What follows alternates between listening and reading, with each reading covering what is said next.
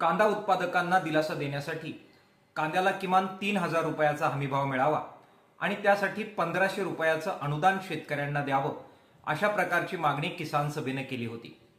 सरकारने 1,580 रुपये प्रति क्विंटल भाव हा सरकारी खरेदीचा करून थोडाफार दिलासा देण्याचा प्रयत्न केला असला तरी त्यातून पुरेसा दिलासा शेतकऱ्यांना मिळणार नाही.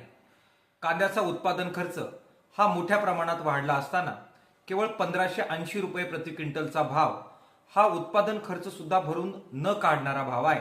त्याच्यामुळे याच्यामध्ये वाढ करण्याची आवश्यकता आहे. आदेश काढताना हा आदेश केवळ नाशिक जिल्ह्यापुरता काढण्यात आलेला आहे. ही अत्यंत आश्चर्यचकित करणारी गोष्ट आहे.